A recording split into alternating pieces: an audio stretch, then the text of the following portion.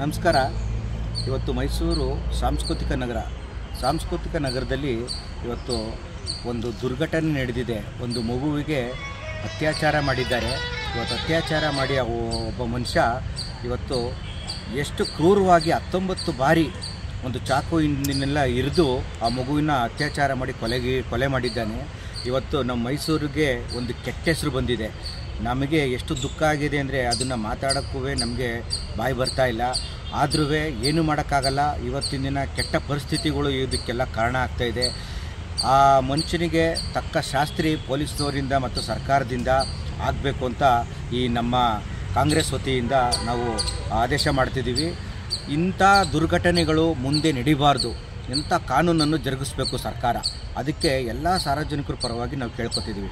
ಇನ್ನೊಂದು ವಿಚಾರ ಏನು ಅಂದರೆ, ಈ ನಮ್ಮ ಪ್ರತಾಪ್ ಸಿಂಹ ಅಂದರೆ ಪಾಪ ನಮ್ಗೆ MP ಆಗಿದ್ದವರು. MP ಅಂದರೆ ಎಲ್ಲರಿಗೂ MP ಆಗಿರ್ತಾರೆ.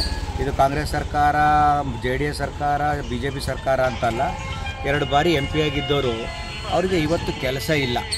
ಮೈಸೂರಿನಲ್ಲಿ ಪಾಪ ಪ್ರತಾಪ್ ಸಿಂಹ ಅಂತ ಒಬ್ಬರು 2 ಬಾರಿ ಗೆದ್ದಿರುವಂಥ MP, ಅದರಲ್ಲೂ ಮಾಜಿ MP ಅವರಿದ್ದಾರೆ. ಅವರಿಗೆ ಪಾಪ ನನಗೆ ಅಯ್ಯೋ ಅನಿಸುತ್ತೆ. ಏನಕ್ಕೆ ಅಯ್ಯೋ ಅನಿಸುತ್ತೆ ಅಂದರೆ, ಇವತ್ತಿನ ದಿನ BJPಯ ಮುಖಂಡರು, MLAಗಳು ಮತ್ತು ವಿರೋಧ ಪಕ್ಷ ನಾಯಕರು ಯಾರ್ಯಾರು ಮೇಯರ್ ಆಗಿದ್ರು ಅವರೆಲ್ಲರೂ ಕೈ ಬಿಟ್ಬಿಟ್ಟಿದ್ದಾರೆ. ಪಾಪ ಅವ್ರನ್ನ ಏನಕ್ಕೆ ಬಿಟ್ಟಿದ್ದಾರೆ ಅಂತ ಇದುವರೆಗೂ ನಮ್ಮ ಜನಗಳಿಗೂ ಗೊತ್ತಾಗ್ತಾ ಇಲ್ಲ, ಮತ್ತು BJP ಕಾರ್ಯಕರ್ತರಿಗೂ ಗೊತ್ತಾಗ್ತಾ ಇಲ್ಲ. ಇವತ್ತಿನ ದಿನ ಒಬ್ಬರೇ ಪತ್ರಿಕಾಗೋಷ್ಠಿ ಮಾಡ್ಕೋತಾರೆ. ಇವತ್ತಿನ ದಿನ ಅವರು ಒಬ್ಬ MLA ಇರೋದು ಒಬ್ಬರೇ, ಶ್ರೀವತ್ಸ ಅವರು. ಅವ್ರನ್ನೂ ಕೂಗಲ್ಲ. ವಿರೋಧ ಪಕ್ಷ ನಾಯಕರಾದಂಥ ನಾಗೇಂದ್ರಣ್ಣವ್ರನ್ನೂ ಕೂಗಲ್ಲ.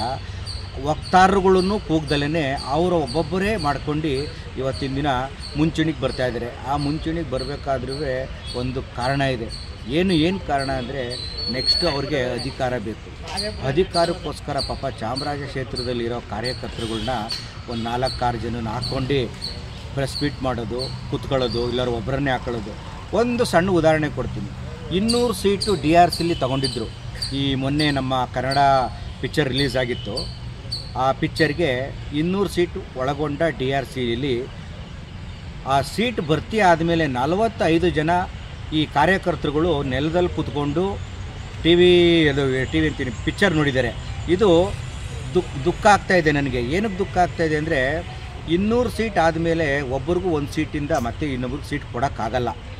ಅಲ್ಲಿ ಕೂರೋದಕ್ಕೆ ಅವಕಾಶ ಕೊಡಲ್ಲ. ಯಾವುದೇ DRC ಆಗಲಿ, ಯಾವುದೇ ಥಿಯೇಟ್ರಲ್ಲಾಗಲಿ ಯಾವ ಥರ ಕೊಟ್ಟರು ಅನ್ನೋದನ್ನ ನನಗೆ ಕುತೂಹಲ ಆಗ್ತಾಯಿದೆ.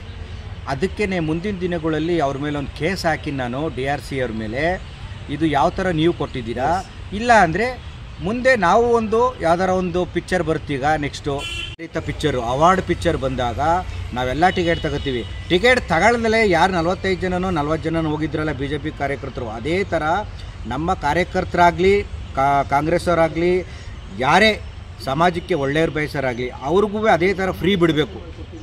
ಇಲ್ಲ ಇದಕ್ಕೆ ಕ್ರಮ ಕೈಗೊಳ್ಬೇಕು. ಇದನ್ನು ನಾವು ಪ್ರತಾಪ್ ಸಿಂಹ ಅವ್ರಿಗೆ ಕೇಳ್ತಿದ್ದೀನಿ. ಯಾವ ಥರ ನೀವು ಟಿಕೆಟನ್ನು ತಗೊಂಡಾದ ಮೇಲೂ 40-40 ಜನನ ಕೂರಿಸ್ಕೊಂಡು ನೋಡಿದ್ದೀರಾ? ಇದು DRC ಅವ್ರಿಗೆ ಕೆಟ್ಟ ಹೆಸರಲ್ವಾ? ನಿಮಗಂತೂ ಕೆಟ್ಟ ಹೆಸರಿದೆ ಆಲ್ರೆಡಿ ಬಿಡಿ. ನಿಮಗೆ ಟಿಕೆಟು ಕೊಟ್ಟಿಲ್ಲ, ಏನೂ ಕೊಟ್ಟಿಲ್ಲ, ನಿಮ್ಮ BJPಯಲ್ಲೂ ಸೇರಿಸ್ತಾ ಇರಲಿಲ್ಲ. ಮುಂದಿನ ದಿನಗಳಲ್ಲಾದ್ರೂ ಪ್ರತಾಪ್ ಸಿಂಹ ಅವರೇ, ಶ್ರೀವತ್ಸ ಅವ್ರು MLA ಇದ್ದಾರೆ, ವಿರೋಧ ಪಕ್ಷ ನಾಯಕರಾದಂಥ ಇದ್ದಾರೆ, ಮತ್ತು ನಗರ ಅಧ್ಯಕ್ಷರಾದಂಥ ನಾಗೇಂದ್ರಣ್ಣವ್ರು ಇದ್ದಾರೆ. ಅವ್ರನ್ನೆಲ್ಲ ಕೂರಿಸ್ಕೊಂಡು ಪತ್ರಿಕಾಗೋಷ್ಠಿ ಮಾಡಿ. ಅವ್ರು ಯಾರೂ ನಿಮ್ಮನ್ನು ಕರೆದ್ರೆ ಬರಲ್ಲ ಅಲ್ವಾ? MP ಅವರು ಇದ್ದಾರೆ ಅಲ್ವಾ, ಈಗ ಯದುವೀರ್ ಒಡೆಯರವರು, ಅವ್ರು ಕರೆಸ್ಕೊಂಡು ಪತ್ರಿಕಾಗೋಷ್ಠಿ ಮಾಡಿ. ನಿಮಗೆ ತಾಕತ್ತೇ ಇಲ್ಲ, ಹೇಳ್ತಾಯಿದ್ದೀನಿ ಕೇಳ್ಕೊಳ್ಳಿ. MP ಅವ್ರು ಪಕ್ಕ ಕೂತ್ಕೊಂಡು ನೀವು ಪತ್ರಿಕಾಗೋಷ್ಠಿ ಮಾಡೋಕ್ಕೆ ತಾಕತ್ತೇ ಇಲ್ಲ. ಏನಕ್ಕೆ ತಾಕತ್ತಿಲ್ಲ ಅಂದರೆ, ನಿಮಗೆ ಅಧಿಕಾರನೇ ಇಲ್ವಲ್ರಿ. ಅಧಿಕಾರ ಇರೋದು ಯದುವೀರ್ ಒಡೆಯರವ್ರಿಗೆ. ಅವ್ರ ಮುಂದೆ MLA ಕೂತ್ಕೋತಾರೆ, ನಾಗೇಂದ್ರಣ್ಣ ಅವರು ವಿರೋಧ ಪಕ್ಷದ ನಾಯಕರು ಮತ್ತು ನಗರಾಧ್ಯಕ್ಷರು ಕೂತ್ಕೋತಾರೆ. ಅವ್ರಿಗೆ ಕ್ಯಾಬಿಬಲ್ ಇದೆ, ನಿಮಗೆ ಕ್ಯಾಬಿಬಲ್ ಇಲ್ಲ. ಅದಕ್ಕೆ ಒಬ್ಬೊಬ್ಬರೇ ಎಲ್ಲೋ ನಿಂತ್ಕೊಂಡು ಪತ್ರಿಕಾ ಮಾಧ್ಯಮಗಳಲ್ಲಿ, ಮೀಡಿಯಾಗಳಲ್ಲಿ ನೀವು ಪ್ರಚಾರ ತಗೋತಾ ಇದ್ದೀರಾ. ಇವತ್ತು ನೀವು ಚಾಮರಾಜ ಕ್ಷೇತ್ರಕ್ಕೆ MLA ಆಗಬೇಕು ಅಂತ ಚಾಮರಾಜ ಕ್ಷೇತ್ರದಲ್ಲಿರೋ ಕಾರ್ಯಕರ್ತರನ್ನ ಒಗ್ಗೂಡ್ತಾ ಇದ್ದೀರಾ. ಇಷ್ಟು ದಿನ ಎಲ್ಲಿತ್ತಪ್ಪ ನಿಮ್ಮದು ಹೇಳಿ? ಇಷ್ಟು ದಿನ NR ಕ್ಷೇತ್ರಕ್ಕೆ ಮಾತ್ರ ಕಂಡಿತ್ತು ನಿಮ್ಮದು. MP ಆದಾಗ, ಅದುವೇ ಇವತ್ತಿನ ದಿನ ಅಲ್ಲ, MP ಆದಾಗ NR ಕ್ಷೇತ್ರದಲ್ಲಿ ಆ ಕಾರ್ಯಕರ್ತರುಗಳನ್ನೆಲ್ಲ ಮೂಲೆ ಗುಂಪು ಮಾಡಿದ್ರಿ. ಯಾರನ್ನ? NR ಕ್ಷೇತ್ರದಲ್ಲಿರೋರನ್ನ. ಇವಾಗ ನೀವು ಕರೆಕ್ಟಾಗಿ ಬಂದಿದ್ದೀರಾ. ಪಾಪ ಅಯ್ಯೋ ಅನಿಸುತ್ತೆ ಚಾಮರಾಜ ಕ್ಷೇತ್ರಕ್ಕೆ.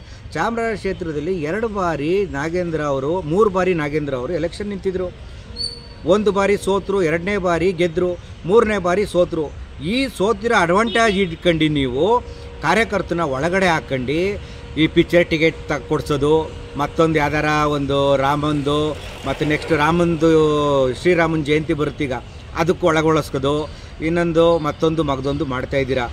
ನಾನು ಒಂದು ಮನವಿ ಮಾಡ್ತೀನಿ, ನಾಗೇಂದ್ರನವರೇ, ಪಾಪ ನಿಮ್ಮ ಒಂದು ಅವಧಿಲುವೇ ಭ್ರಷ್ಟಾಚಾರ ಆಗಿತ್ತು ಅಂತ ಆರೋಪ ಮಾಡಿದರು ಯಾರೋ ಪ್ರತಾಪ್ ಸಿಂಹ ಅವರು. ಅದು ಗ್ಯಾಸ್ ಸಿಲಿಂಡ್ರ್ಗಳದ್ದು ಬಗೆಯಲ್ಲೆಲ್ಲ ಪೈಪ್ಲೈನಲ್ಲಿ ಆಗ್ಲೂ ನೀವು ಮುನ್ನೆಚ್ಚರಿಕೆ ಕ್ರಮ ತಗೊಂಡು ಸ್ವಲ್ಪ ಆದರೆ ಈಗಲೂ ಹೇಳ್ತಾ ಇದ್ದೀನಿ, ನಿಮ್ಮ ಒಂದು ಕಾನ್ಸ್ಟಿಟ್ಯೂನ್ಸಿಗೆ ಬಂದಿದ್ದಾರೆ ಪ್ರತಾಪ್ ಸಿಂಹ ಅವರು, ಭಾಳ ಹುಷಾರು. ಅಲ್ಲಿ ಇವ್ರು ಇತ್ತ ಕಡೆ ಯಾರು ಬದುಕೂ ಇಲ್ಲ ಇದುವರೆಗೂ. ಯಾಕೆ ಬದುಕಲ್ಲ ಅಂದರೆ ನರಸತ್ತ ನಾಡಿ ಥರ ಆಗ್ಬಿಡ್ತಾರೆ ಕಾರ್ಯಕರ್ತರುಗಳು. ಏನಕ್ಕೆ ಉದಾಹರಣೆ ಹೇಳ್ತಾ ಇದ್ದೀನಿ ಅಂದರೆ, ಇವರು MP ಆಗಿದ್ದಾಗ ಮೈಸೂರಲ್ಲಿ MLC ರಘು ಕೋಟಿಲ್ಯಾರು ನಿಂತಿದ್ರು. ಆಗ ಬಂದು ಓಟ್ ಹಾಕಲಿಲ್ಲ. ಓಟ್ ಹಾಕಿದ್ದು ಎಲ್ಲಿ ಗೊತ್ತೇ? ಕೊಡಗಲ್ಲೋಗಿ ಓಟ್ ಹಾಕಿದ್ರು. ಯಾಕೆ ಮೈಸೂರು ಜನತೆಗಳು ಇವರಿಗೆ ಸಪೋರ್ಟ್ ಮಾಡಲಿಲ್ಲ ಅವತ್ತಿನ ದಿನ? ಇವರು ಕೊಡಗಲ್ಲಿ ಹೋಗಿ MLC ಓಟ್ ಹಾಕಿದ್ರು. ಕೌಟಿಲ್ಯ ರಘುವರಿಗೆ ಒಂದು ಸಪೋರ್ಟ್ ಮಾಡಲಿಲ್ಲ. ಅದೇ ಥರ MLA ಎಲೆಕ್ಷನ್ ಬಂತು. MLA ಎಲೆಕ್ಷನಲ್ಲೂ ಯಾವ BJP MLAಗಳಿಗೂ ಸೋಮಣ್ಣವ್ರಿಗೆ ಹೋಗ್ಬಿಟ್ಟು ವರುಣಾ ಕ್ಷೇತ್ರದಲ್ಲಿ ಸಪೋರ್ಟ್ ಮಾಡಿದ್ರು. ಕ್ಷೇತ್ರ ಯಾವುದು? ಮೈಸೂರು ಕ್ಷೇತ್ರದಲ್ಲಿ ಗೆಲ್ಸಿರೋ ಜನಗಳು ಬಿಟ್ಬಿಟ್ಟು MLA ಆದಂಥ ಕಾರ್ಯಕರ್ತರುಗಳು ಬಿಟ್ಬಿಟ್ಟು ಹೋಗಿ ಸೋಮಣ್ಣವ್ರಿಗೆ ಇವರು ವೈಯಕ್ತಿಕವಾಗಿ ಪ್ರಚಾರ ಮಾಡ್ತಾರೆ ಅಂದರೆ ಪಾಪ ಅಲ್ಲೂ ಸೋಮಣ್ಣವ್ರು ಸೋಲಿಸ್ಬಿಡ್ತಿರಲ್ರಿ. ಎಷ್ಟು ದುಃಖ ಆಗುತ್ತೆ. ಸೋಮಣ್ಣವ್ರು ಎಷ್ಟು ದುಃಖ ಪಡ್ತಿದ್ದಾರೆ ಗೊತ್ತಾ? ಸೋಮಣ್ಣವ್ರು ಫೋಟೋ ಮಾತ್ರ ಇಟ್ಕೊಂಡಿದ್ದೀರಾ. ಮನಸ್ಸಾಕ್ಷಿ ಸೋಮಣ್ಣವ್ರಿಗೆ ಗೊತ್ತು. ನಾ ಸೋತಿದ್ದು ಪಾಪ ನಮ್ಮ ಪ್ರತಾಪ್ ಸಿಂಹನಿಂದ ಅಂತಲೇ ಕಾರ್ಯಕರ್ತರು ಹೇಳ್ತಾ ಇದ್ದಾರೆ. ನಾವಲ್ಲಪ್ಪ, ನಿಮ್ಮ ಕಾರ್ಯಕರ್ತರು ಹೇಳ್ತಿರೋದು. ಪ್ರತಾಪ್ ಸಿಂಹ ಹೋಗಿ ಅಲ್ಲಿ ಬೇಡ್ದಿದ್ದೆಲ್ಲ ಇಲ್ಲದ ಸ್ಥಳದನ್ನ ಮಾತಾಡಿ ಇವತ್ತು ಸೋಮಣ್ಣವ್ರನ್ನು ಸೋಲಿಸಿದ್ರು ಅಂತ BJP ಕಾರ್ಯಕರ್ತರು ಹೇಳ್ತಿರೋದು. ಅದರಿಂದ ಪ್ರತಾಪ್ ಸಿಂಹ ಅವರೇ, ಮುಂದಿನ ದಿನಗಳಲ್ಲಿ ನಿಮಗೆ ದಮ್ಮು ತಾಕತ್ತು ಇದ್ದರೆ ಪಿರಿಯಾಪಟ್ಟಣದಲ್ಲಿ ನಿಲ್ಲಿ, ಇಲ್ವಾ NR ಕಾನ್ಸ್ಟಿಟ್ಯೂನ್ಸಿಗೆ ಹೋಗಿ ನಿಲ್ಲಿ. ಈ ಚಾಮರಾಜ ಕ್ಷೇತ್ರಕ್ಕೆ ಯಾಕೆ ಬರ್ತಾಯಿದ್ದೀರಾ? ಅಲ್ಲಿ ಆಲ್ರೆಡಿ ಇದ್ದಾರಲ್ಲ ನಾಗೇಂದ್ರನವ್ರು, ಪಾಪ ಅವ್ರಿಗಾರು ಬಿಟ್ಕೊಡ್ರಿ. ಒಂದು ಬಾರಿ ಗೆದ್ದಿಯರೆ, 2 ಬಾರಿ ಸೋತಿಯರೆ. NR ಕ್ಷೇತ್ರದಾಗ ನಿಂತ್ಕೊಳ್ಳಿ, ನಿಮ್ಮ ತಾಕತ್ತು ತೋರಿಸ್ರಿ. ಇಲ್ಲಾರ ಪಿರಿಯಾಪಟ್ಟಣಕ್ಕೆ ಹೋಗಿ ತೋರಿಸ್ರಿ ನಿಮ್ಮ ತಾಕತ್ತು. ಅದು ಕಂಡ್ರಿ ಈ ಚಾಮರಾಜ ಕ್ಷೇತ್ರದ ಕಾರ್ಯಕರ್ತರನ್ನ ಯಾಕೆ ಇಟ್ಕೊಂಡು ಪಾಪ ಅವ್ರನ್ನೂ ಮೂಲೆ ಗುಂಪು ಮಾಡ್ತೀರಾ? ಇದನ್ನು ನಾನು ಹೇಳೋಕ್ಕೆ ಇಷ್ಟಪಡ್ತೀನಿ. ಇನ್ನೊಂದು ವಿಚಾರ ಏನು ಅಂದರೆ, ಪ್ರತಾಪ್ ಸಿಂಹ ಅವರೇ, ಮುಂದಿನ ದಿನಗಳಲ್ಲಿ ನಿಮಗೆ BJP ಸರ್ಕಾರದಲ್ಲಿ ಯಾವುದೇ ಥರದ ಹುದ್ದೆಗಳು ಸಿಗಲ್ಲ. ಇವಲೇ ತಿಳ್ಕೊಳ್ಳಿ. ಯಾಕೆ ಅಂದರೆ ನೀವು ಮಾಡ್ತಿರೋದು ಷಡ್ಯಂತ್ರ ಅಂತ BJPಗೂ ಗೊತ್ತು, ನಿಮಗೆ ನಗರಾಧ್ಯಕ್ಷರಿಗೂ ಗೊತ್ತು, ಮತ್ತು MLA ಆದಂಥ ಶ್ರೀವತ್ಸ ಅವ್ರಿಗೂ ಗೊತ್ತು, ಮತ್ತು ಹೈಕಮಾಂಡ್ಗೂ ಗೊತ್ತು, ರಾಜ್ಯ ಸರ್ಕಾರಕ್ಕೂ ಗೊತ್ತು. ಯಾರ ನೀವು ರಾಜ್ಯ ಸರ್ಕಾರದವರು ಬಂದರೆ ಏನಾರ ಒಂದು ಚಮಕಾಯಿಸಿ ಇನ್ನಾರ ಒಂದು ಮಾಡ್ತಿರ್ತೀವಿ, ಮುಟ್ಟಿಸ್ಬೇಕು ವಿಷಯನ ಅಂತ. ಆದರೆ ಇಲ್ಲೇನೂ ನಡೆಯಲ್ಲ ಸ್ವಾಮಿ. ಇದು ಸಿದ್ದರಾಮಯ್ಯ DK ಶಿವಕುಮಾರ್ ಸರ್ಕಾರ. ಇದು ಯಾವುದೋ ಸಣ್ಣ ಪುಟ್ಟ ಸರ್ಕಾರ ಅಲ್ಲ. 1 ಮ್ಯಾನ್ ಆರ್ಮಿ ಥರ ಇರೋದು ನಾವು. 139 ಜನ ಶಾಸಕರನ್ನು ಒಳಗೊಂಡ ಕಾಂಗ್ರೆಸ್ ಸರ್ಕಾರ ಇದು. ಅದರಿಂದ ಈ ಸರ್ಕಾರವನ್ನು ಯಾರನ್ನೂ ಕಿತ್ತೊಗೆಯೋದಕ್ಕೂ ಆಗಲ್ಲ, ಬಗ್ಬಿಡಿಯೋಕ್ಕಾಗಲ್ಲ. ಇನ್ನೂ ಬೇಕಾದ್ರೆ ಪಾಪ ಸಣ್ಣ ಪುಟ್ಟ ನಿಮ್ಮಂಥವ್ರನ್ನ ಒಗೆದು ಬಿಡ್ತೀವಿ ನಾವು. ನಿಮಗೆ ಪಾಪ ಟಿಕೆಟ್ ಕೊಡದಲ್ಲೇ ಮೂಲೆ ಗುಂಪಾಗಿದ್ದೀರಾ. ಎಲ್ಲೋ ಒಂದು ಕಡೆ ಹೋಗಿ ಯಾವ್ದಾರ ಒಂದು ಕಡೆ ಒಂದು ಆಶ್ರಮನೋ ಮತ್ತೊಂದೋ ಮಗದೊಂದು ಅಲ್ಲಿಗೆ ಸಹಾಯಗಳು ಮಾಡ್ಕೊಂಡು ನಿತ್ಯ ನೀವು ಏನೋ ಒಂದನ್ನು ಸಣ್ಣ ಪುಟ್ಟ ಕಾರ್ಯಕರ್ತರುಗಳನ್ನ ಬೆಳೆಸಿ. ನೀವು MP ಆಗಿದ್ದಾಗ ಒಬ್ಬ ಕಾರ್ಯಕರ್ತನೂ ಒಂದು ಕೇಂದ್ರ ಸರ್ಕಾರದಿಂದ ಪೋಸ್ಟ್ ಇತ್ತು, ಒಬ್ಬ ಕಾರ್ಯಕರ್ತರನ್ನು ಬೆಳೆಸಿಲ್ಲ ಸ್ವಾಮಿ. ಅದರದ್ದೆಲ್ಲರ ನೀವು ಅಜೆಂಡಾ ತೋರಿಸ್ರಿ. ಇಂಥ ಕಾರ್ಯಕರ್ತರನ್ನ ನಾನು ಬೆಳೆಸಿದ್ದೀನಿ, ಇಂಥ ಕಾರ್ಯಕರ್ತರಿಗೆ ನಾನು ಒಂದು ಪೋರ್ಟ್ಫೋಲಿಯೋಗಳು ಕೊಟ್ಟಿದ್ದೀನಿ ಅಂತ ತೋರಿಸ್ರಿ. ಅವತ್ತು ಬ್ರಿಗೇಡ್ ಅಂತ ಮಾಡ್ಕೊಂಡಿದ್ರಿ, ಇವತ್ತು ನಿಮ್ಮ ಹತ್ರ ಬ್ರಿಗೇಡೇ ಇಲ್ಲ. ಅಲ್ಲಿ ಗೊತ್ತಾ?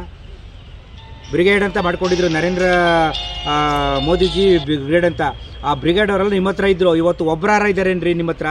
ಒಬ್ಬರು ಇಲ್ಲ ಕಣ್ರಿ. ಇಷ್ಟೇ ನೀವು ಹೆಂಗೆ ಅಂದರೆ ಜಂಪಿಂಗ್ ಹೆಂಗೆ ಬರುತ್ತೆ ಹಂಗೆ ಜಂಪಿಂಗ್. ಅದರಿಂದ ಚಾಮರಾಜ ಕ್ಷೇತ್ರದಲ್ಲಿ ನಿಮಗೆ ಯಾವ ಏರಿಯಾ, ಯಾವ ಒಂದೊಂದು ಸಣ್ಣ ಪುಟ್ಟ ಕೊಳಚೆ ಮಂಡಳಿ ಅಂತ ಒಂದು ಸಣ್ಣ ಪುಟ್ಟ ಏರಿಯಾಗಳು ಯಾವುದೂ ನಿಮಗೆ ಗೊತ್ತಿಲ್ಲ. ನಿಮಗೆ ಗೊತ್ತಿರೋದು ಎರಡೇ. ಅಲ್ಲಿ TKSಗೆ ಬರೋದು, ಮುಂದೆ ಒಂದು ಹೋಟ್ಲಿದೆ, ಅಲ್ಲೊಂದು ಟೀ ಕಾಫಿ ಕುಡ್ಕೊಂಡು ಹೋಗೋದು. ಅದು ಬಿಟ್ಟರೆ ಇನ್ಯಾವುದೇ ಥರದ್ರು ನನಗೆ ಗೊತ್ತಿಲ್ಲ. ಇವತ್ತಿನ ದಿನ ಪಾಪ ಪುರ್ಸತ್ತಾಗಿದ್ದೀರಾ, ಮತ್ತು ಯಾವುದು ಕರ್ನಾಟಕಕ್ಕೆ ಹೋಗ್ತಾ ಇದ್ದೀರಾ, ಅಷ್ಟೇ ಇವತ್ತಿನ ದಿನ ನೀವು ಮಾಡ್ತಿರೋ ಕೆಲಸ.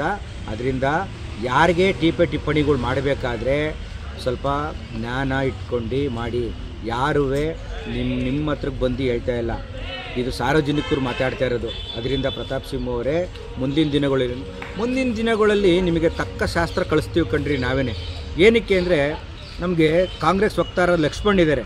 ಲಕ್ಷ್ಮಣ್ ಅವ್ರಿಗೆ ನಾಮಕವಸ್ತ ಅಂತ ಮಾತಾಡ್ತೀರ. ಏನು ಅವ್ರಿಗೆ ಏಕವಚನದಲ್ಲಿ ಮಾತಾಡೋದು? ಅನಿಲ್ ಲಾಡಿಗೆ ಮಾತಾಡ್ತೀರಾ, ಆಮೇಲೆ ತಿಂದ್ರವ್ರಿಗೆ ಮಾತಾಡ್ತೀರಾ, ಮಾದೇವಪ್ಪರಿಗೆ ಮಾತಾಡ್ತೀರಾ. ನೀವು ಏನು ಏಕವಚನದಲ್ಲಿ ಎಲ್ಲರಿಗೂ ಮಾತಾಡ್ತೀರ ಅಂದರೆ ಏನು ಲಾಡ ನೀವು ದೊಡ್ಡ ಹೇಳಿ. ಒಬ್ಬ ಮನುಷ್ಯ ಎಷ್ಟು ಸಂಸ್ಕೃತಿ ಇರುತ್ತೆ. ನಿಮ್ಮಲ್ಲಿ ಸಂಸ್ಕೃತಿನೇ ಇಲ್ವಲ್ಲ ಪ್ರತಾಪ್ ಸಿಂಹ ಅವರೇ. ನೀವು ಕೆಲಸ ಮಾಡಿದ್ದೀರಾ, ನಮಗೆ ಹೆಮ್ಮೆ ಇದೆ.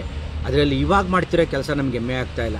ಇವಾಗ ಮಾಡ್ತಿರೋ ಕೆಲಸ ಎಲ್ಲ ಜಾತಿಗೆ ವೈರಿ ತಗೊಂಡು ನೀವು ಜಾತಿಗಳಲ್ಲಿ ಭಿನ್ನಾಭಿಪ್ರಾಯನ ಹುಟ್ಟಿಸ್ಕೊಂಡು ಇವತ್ತು ಸಂಘರ್ಷಕ್ಕೆ ಗುರಿ ಮಾಡ್ತಾ ಇದ್ದೀರಾ. ಇದನ್ನು ಯಾವತ್ತೂ ನಾವು ನಮ್ಮ ಸಮಾಜಗಳಾಗಲಿ, ನಮ್ಮ ಮೈಸೂರು ನಗರ ಮತ್ತು ಗ್ರಾಮಾಂತರದಲ್ಲಿ ಸಾರ್ವಜನಿಕರು ಯಾರೂ ಒಪ್ಪೋದಿಲ್ಲ. ಇದು ಮುಂದಿನ ದಿನಗಳಲ್ಲಿ ಪ್ರತಾಪ್ ಸಿಂಹ ಅವರೇ ಇದನ್ನೆಲ್ಲ ಬಿಟ್ಟು ಸ್ವಲ್ಪ ನೀತಿಯುತವಾಗಿ ಬಾಳೋದು ಕಲೀರಿ ಅಂತ ಇಷ್ಟನ್ನು ಹೇಳಕ್ಕೆ ನಾನು ಬಯಸ್ತೀನಿ. Nandini, Bharat news TV, Mysuru.